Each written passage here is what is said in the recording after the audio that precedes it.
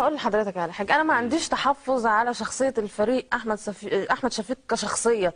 يعني انا ما اعرفوش زي ما يعني الاستاذ قال، ولا عمري قعدت معاه ولا اعرفه كشخصيه هو بيعمل ايه او هو ايه. ما عنديش تحفظ عليه كشخصيه، انا بتحفظ على يعني رموز ليها علاقه بالفساد ورموز الفساد السابقين، وعينت من قبل رموز الفساد السابقين.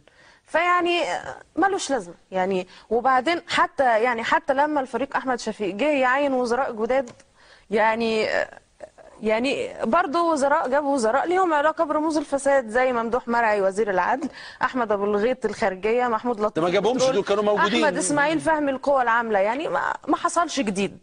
هو بس حصل ان زي الشطرنج كده، ده جه هنا وده جه هنا ومش عارف ايه، وهو نفس الموضوع بتاع البترول.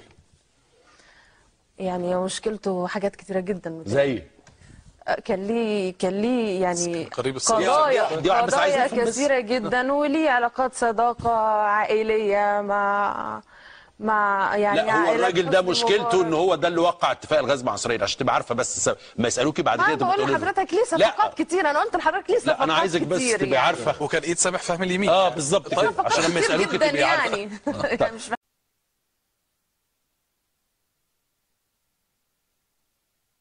لما احنا كشباب 6 ابريل وفينا امهات كتيره في 6 ابريل سواء شباب او بنات، لما احنا كشباب 6 ابريل وفينا امهات كتيره في 6 ابريل سواء شباب او بنات،